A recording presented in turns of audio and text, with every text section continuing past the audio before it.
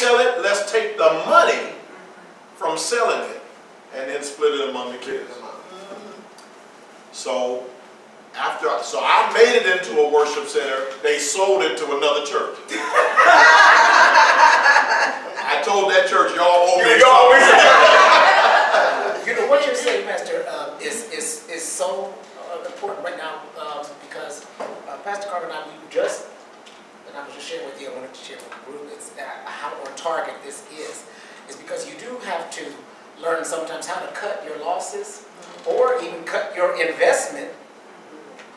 It's not so much of a loss, right, but what you've invested. And because we were just discussing, and I've really been praying this whole the last 18 months, knowing that the initial 5-year lease was up on this building, and we were going to need to be faced with whether we're going to stay here, whether we're going to try to purchase, are we in a position, and everybody knows here what has been going on with the boiler. And so a couple of the board members said, well, Pastor, we thought that you believe that this is just the place that God has for us and that you were planted there. I said, I'm not married to a building. I said, if nothing taught us anything about Belleville, it should have been not to be married to a building. We're not going to fall back into that trap. We're not here just to say, oh, this is the place where, and I thought about the money that we even put in to this place when we first came in here. You wouldn't have been able to walk in here the way it was. I mean, homeless people were living in here. We put over $30,000 coming in here. And I'm thinking, sometimes you got to walk away from it. And I said, I'm not married to it. Because we have to be able to be pliable and to have the ability to change if it's not working. Do we want to saddle ourselves with this boiler situation? They haven't fixed it. They're going to try to buy this building and we're stuck with this boiler situation. And I'm thinking, Lord, we need your direction here because we want to be positioned to do ministry. Right. Not to just survive and fix on stuff. That's right. We have to be freed to do what you've called us to do. And we start planning things and then we can't do them because downstairs is flooding. Right. Yeah. Absolutely. God provided for us miraculously when we needed it. Amen. He provided a place where we didn't have to go and rent and share a building with somebody else. He did that. But that doesn't mean we make a monument out of this. That's right. That's right. So we have to be open. Gotta be. And I'm so glad that, this is perfect timing. Yeah. Yeah, don't think about equity. I never had equity in that building we were in 8.5 years. Then the second one, I haven't told you this part yet. The second building, the 2,100 seat sanctuary, 75,000 square feet, that was owned by a business that said, we want to own this property. So you'll never own it. Right. We'll lease it to your church long term, but you'll never own it. Now we're talking, it cost me $12 million to convert that into a worship center. $12 million. It's an industrial building. We recreated it, made it a wonderful sanctuary, wonderful children's suite area, upstairs classes, youth sanctuary upstairs, all $12 million. We never owned it. When I took that to the elders, they said, wait, Right. you're asking us to raise $12 million and we won't ever own it? I said, that's exactly what I'm asking you to do. I said, because we don't have, by this time we're in the 2000s. The Silicon Valley is blowing up.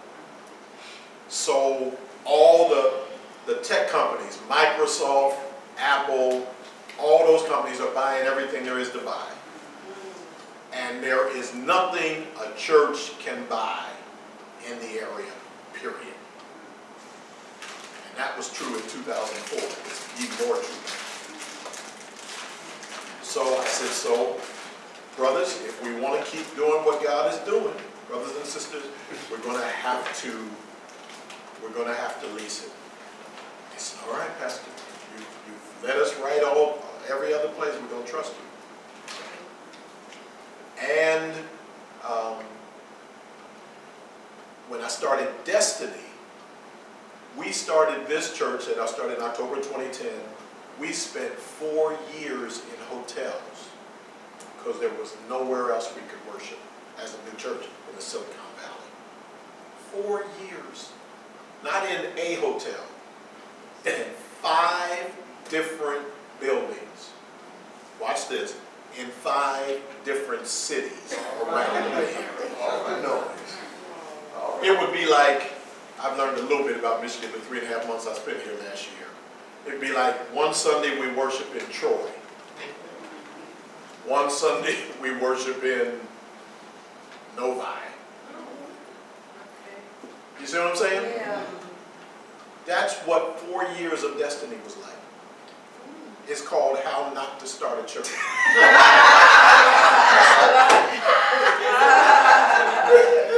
But we had no choice. No one hotel would give us their space every week. Why? Because hotels are in business to do 2 things. Sell rooms and cater food. Churches do neither. So you're last on the list of what they want in their ballroom. That's right. So they said, tell you what, Pastor, if we can't sell our ballroom to a convention that'll buy the rooms, we'll try to give you at least 4 weeks notice, and then we'll let you. And I did that for 4 years. So we only knew 4 weeks at a where we're going to be. So every Sunday we'd be handing out, here's where we're going to be for the next 4 Sundays. That's the best we could do. We did it for years. Until, well, watch God. If y'all end up having to rent, it's going to be, I don't believe we have to do this. But trust me, whether it's a theater like I did back in the old church or whatever, we started a building fund even before we knew which city we'd be in. I said, well, one thing, we know we're going to need a place. God's going to give us a place to call our own. I don't know which city it's going to be in, but let's start the building fund anyway. I said, I want to call it, Please Hand Me a Brick. Please hand me a brick. That was my building campaign. When I started Destiny, I said, it's called Please Hand Me a Brick. I said, a brick is $1,000 over and above your tithes. I said, so when you're able to pull together $1,000 over and above your tithes, bring that and give that, we'll call that a brick. I said, let's start putting them together because wherever we're going to be, when the Lord shows us where we're going to go, we're going to need some earnest money. They started giving before they knew which town we'd be in. Because vision inspired them. And they believed in that. They believed in the vision. And when the people, the body believe in that vision, nothing is impossible. Nothing is impossible. That's We all have to exactly. be on one accord, in agreement Yes, to that ma'am. vision. Now let me just tell you all this. Let me just shoot right to the good part. So we started giving, not even know where we were going to be. Then we started a search committee. Everybody's looking, all these different towns. Where can we possibly find space to rent, lease, or buy? Doors shutting left and right. One city, Fremont, was such a forward-thinking planning committee. Their planning committee said, we have looked at Fremont. It's a fast-growing city. So we predetermined this part of the city, we will allow nonprofits to build new places. The other parts we won't. So they had pre-decided this part of the city, a nonprofit like your church can come and get a conditional use permit. So we went there, found a building in an industrial park, and talked to the owner. I said, I have a new church. We're 4 years old. No, at that time we were 2 years old. New church, 2 years old. We want to rent, we want to lease this building in your business park. The owner said, no, I'm not leasing, I'm only selling. I said, I can't, I have no equity. I said, but if you rent it to me, if you lease it to me, I'll buy buy it from you. He said, I'm not a real estate guy. I want to sell it and get out. So we walked away. Took us another year in hotels. One day I said to one of my people, call that owner back. It's a year after we first went to him and tell him we want to lease it. Said, he already told us he won't. I said, call him back. Called him back. He said, I just told my real estate people. I said, nobody's buying.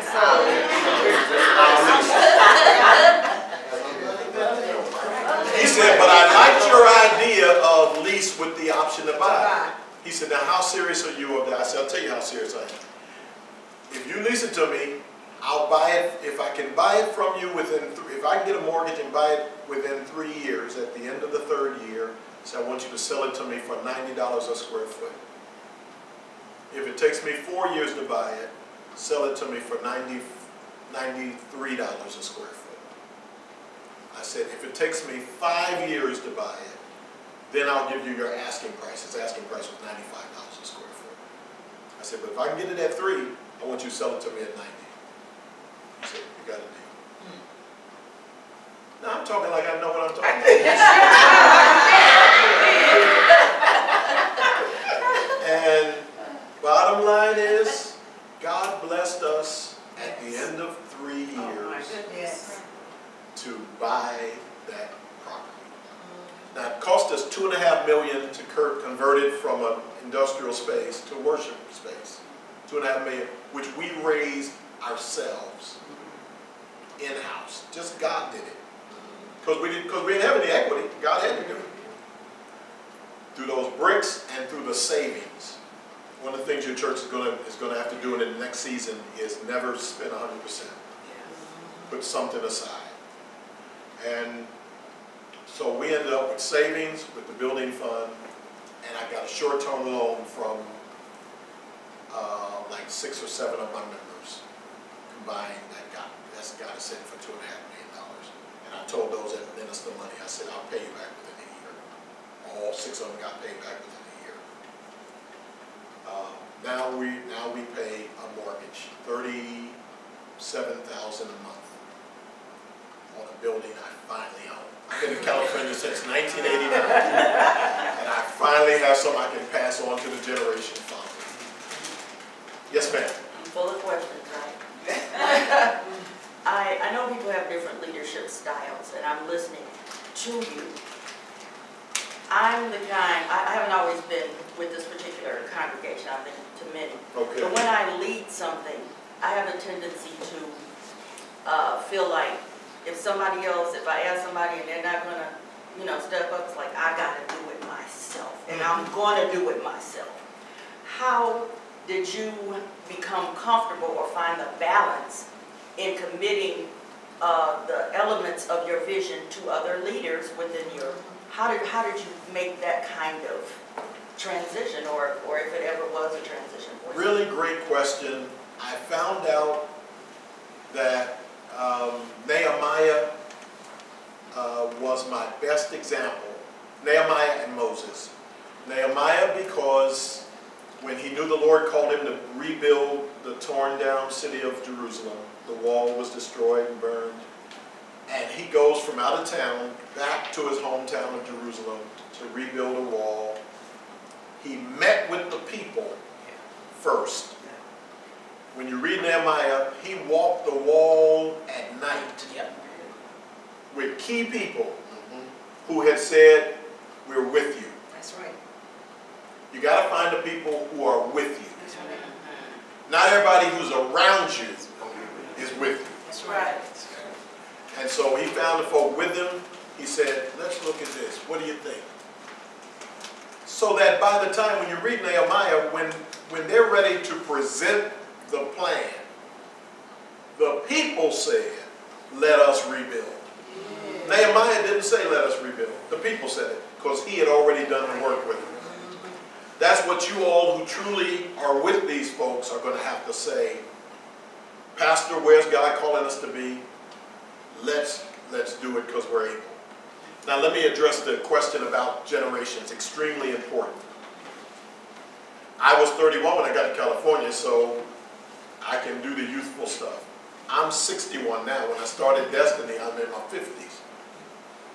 And I said, Lord, I don't feel like starting back again, but here I am. So I need you to raise up the younger people who will have the energy I no longer have, who are willing to follow my leadership, but they're also willing to invest themselves, and I can invest in them. Because I found out there's no success without successors. Right. That's right. Yeah, that's right. If you're not raising up successors, you're not having success, because it's going to die with your generation. Yes. Yes. So as I sit here, there are no young folk in here. Right. Amen. We all in our whatevers, That's right. 50s, 60s, That's right. and beyond. Yes. So we gotta be willing to invest in some folks who are in the other generation. We live in America in a very unique time. This is the only time in American history when there are 6 living generations. 6 generations are alive right now in America. There are the people who were born before 1925. I forget what they call that generation. Then there's a generation born like from 26 into the early 40s. Then there's a generation born from the 40s. The baby boomers are the 46 to 64, born between 1946 and 1964. That's where I am. I'm a baby boomer. We all are. Okay, you're a baby boomer. Yeah. If you're born between 46 and 64, you're a baby boomer. Right. There are 2 generations older than us Yeah. that are alive. But the first of them is dying off, but there's still some here. We're the 3rd oldest generation right now in America, and there are 3 under us. Wow. Generation X. Millennium. Generation X, born between the mid-60s and early 80s. Millennials, Yeah. born from about 84 to right at 2000. Generation Z are the kids born after 9/11, born since 2001. They never saw 9/11. When they were born, it had already happened. That's a generation that'll soon close. They were born in 01, so that generation will be dying off in the next couple of years, and then you got one starting up. So we got all these generations we got to invest in coming behind us. Generation X, millennials, and Generation Z. The question is, So here's how we do it. yeah, We have to find the ministries, the Bible studies, the college, wherever they are, saved young people who are looking to really have kingdom impact. They want to do something. We have to make our facilities available to them, or help them, get them to help us search for places. We'll rent a space, and we want to save part of it so that you can have some youth meetings, and you all can help us begin to reach your generation. Because guess what, folks? We are not going to reach young people. no, we're not. We're not going to reach them. We have to empower them Yes. to reach them. That's right. My daughter, when she graduated from college in 2006, she went to USC, University of Southern California, 4 years there. Then she spent another year in LA, but in 2007, she moved to Phoenix, Arizona. I said, baby, why are you going to Phoenix? She said, I don't know, I think the Lord sent me there for some reason. Went to Phoenix. And there, what I didn't know was God blessed her to eventually, she had a few jobs there, but eventually start working for Grand Canyon University, Christian University. And she starts working at Grand Canyon University. And as it turns out, that's why God sent her, because she was able to get her master's degree simply because she was on the faculty for free. Oh, wow. So she graduates with a master's degree in ministry from a Christian university. She's my firstborn, born in '84. Just when she gets that degree, the leader of my broadcast ministry said, Pastor, I got to retire because we're all now also starting to have to take care of our parents. Yes. Yep. Yeah. She said, I got to quit my job, as much as I love working for your radio ministry, because my family voted me in to be the one to take care of my dad full time. So she said, so I really need to go right away, but I need, if you can find my replacement soon, because I want to train him. That's right. Guess what? My wife, as soon as she heard that, picked up her phone, called her daughter in Arizona, said, baby, you just got your master's degree. Do you want to come work for your father and me? And she said, okay, I'll pray about it. We said, well, you don't have long. Pray about 2-3 days. She called back, said, the Lord said to come on, help you. That's how God did it. With a young person. Yes. Who's now saved. I mean, she's always been saved. Love the Lord. Now got a master's degree. She now is the executive director of my radio ministry. I'm on over 400 stations around the country, including here in Detroit. I'm on every day at, I think, 2:30 in the afternoon. What's the call letters for? Let me look it up for you. I'll let you know at the Okay. end of this. Okay.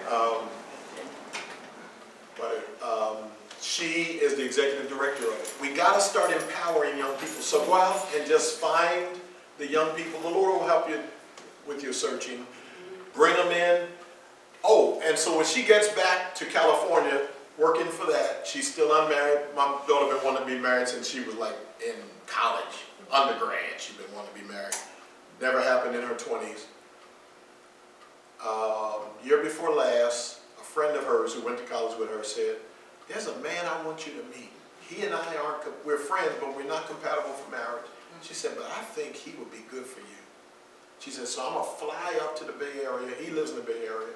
I'm going to introduce you all to each other, and I'm getting back on the plane. That's what happened.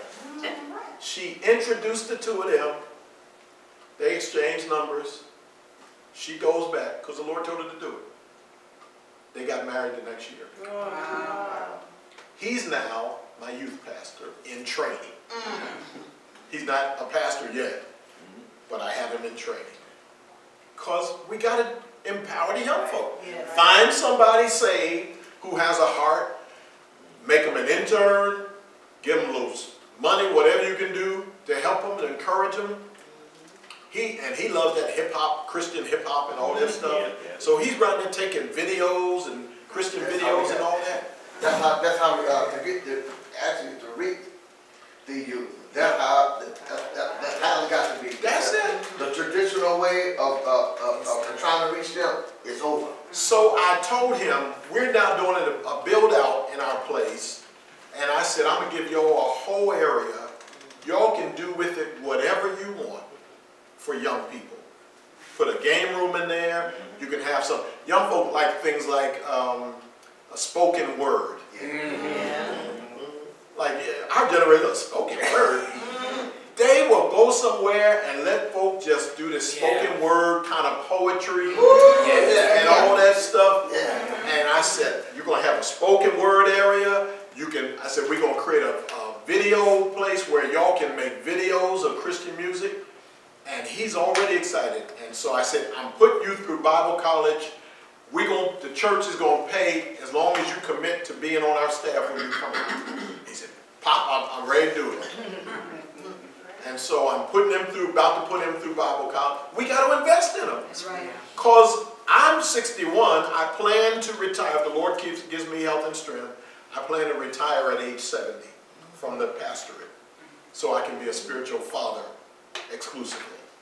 I don't plan to pastor like my daddy used to say, I want to preach my best sermon and then die. What? He wanted to preach his best sermon and then die. Like, what kind of morbid? Well, he never got to do it because his health broke at age 71 and he had to retire. He died at 81, so he spent 10 years being miserable because he wanted to preach and couldn't. And so he made my brother's life crazy because he spent 10 years, my brother took over, and he spent 10 years thinking he's still the pastor, and he's not. And he's not. And my brother said, he's sitting there every Sunday, and then he said some Sundays he would just get up, walk to the microphone, and start talking. He said, one Sunday I had to say, Pop, you're not the pastor anymore. But he couldn't get it through his head. So I'm going to teach this generation, you ain't got to worry about me, because I'm not married to being a pastor. Amen. I'm married to my wife. Thank you. And she and I, and if the Lord bless, I'm just asking to keep me strong and healthy for another 8.5 years. I'm counting, my church knows I'm counting it down. I said, November 2027, if I'm healthy, and the Lord, I said, it's up to the Lord, but if he blesses me, I said, y'all gonna see me stand up here and say, I've loved y'all, giving you the best years I could. The Lord bless you and keep you, make his face shine upon you, raise his son to you, give you peace. Said, I'm gonna walk out that door. I'll come back when my successor says, Pop, can you come preach for me? I'm going on vacation. Or can you come? I'm going on sabbatical. I said, I'll do some of that to help him out. But when I walk out that door, y'all won't have to worry about me. That's right. Because I'll be under a palm tree somewhere. That's Right, my spiritual sons, I got spiritual sons and daughters all over. How y'all do? I'll be right here. Yeah. Be strong, my child. That's what I'm talking about. I'm looking for, my father never enjoyed retirement. He was miserable because he was married to the church.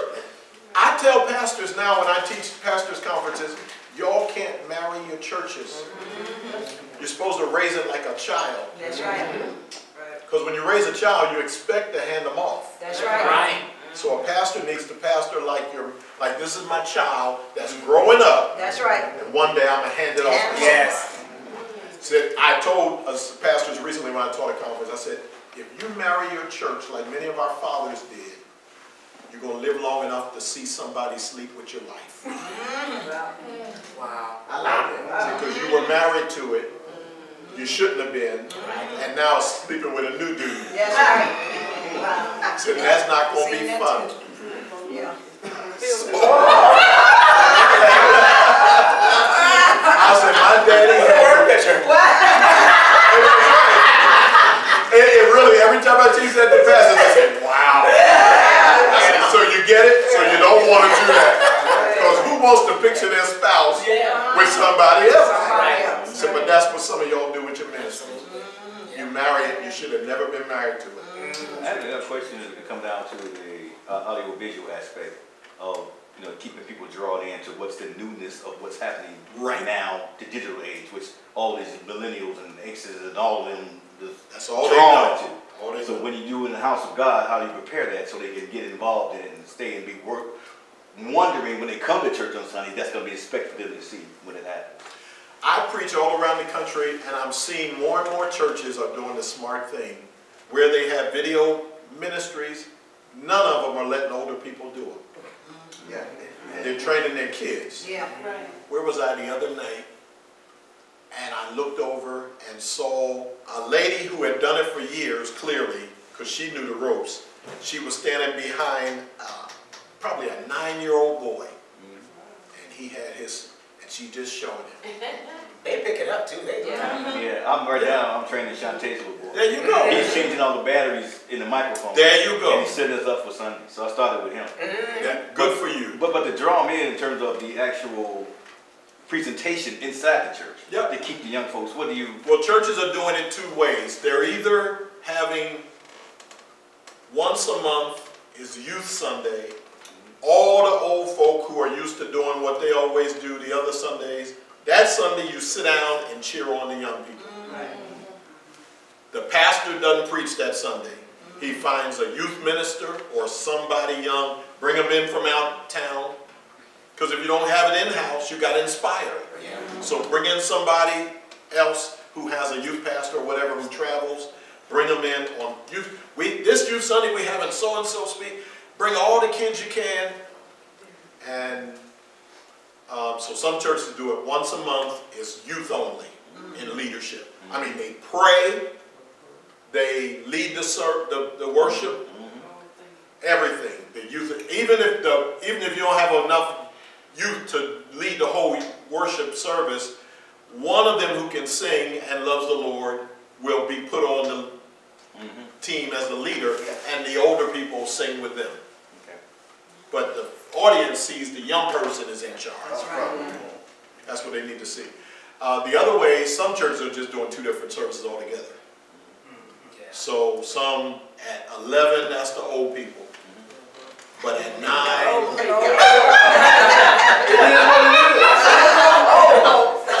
because to them, we're the old people. You got to get used to it. You just got to get used to it. When my millennials started calling me Pop and Dad, it shocked me at first. She said, who? The first group of folks, they said, Pop, so-and-so.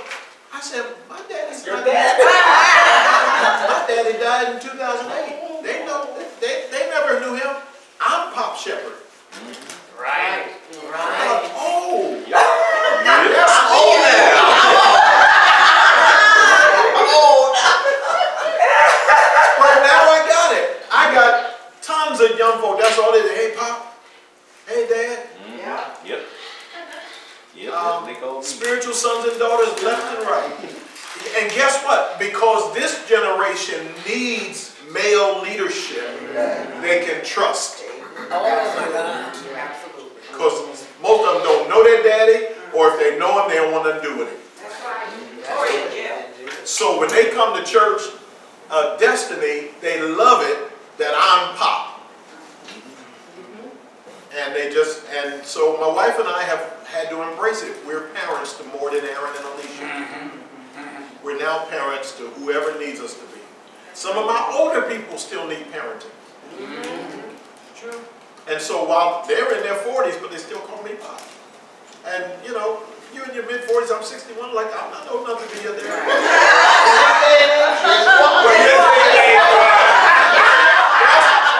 what I'm learning, that for them it's not about age.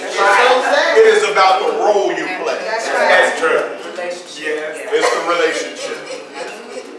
And so we all have to just get ready. My wife said I'm not much of a people person, but I've become mama. Yeah. And she's embracing it. And so what I do every Sunday, I call on her to come up and just give a little exhortation, because that's them hearing from mama. And then about twice a year she's willing, because she's not a preacher. She hates when people try to call her Pastor Meredith. I'm not a pastor. Okay.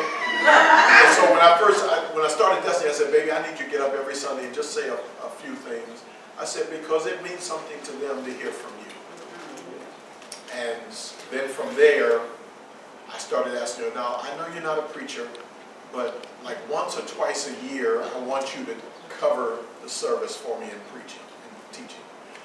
And she said, oh, I said, you can do it. You don't have to be a preacher. I'll tell them you're not a preacher. You just explain a few scriptures. And they got, so she's preaching this weekend. She's preaching tonight.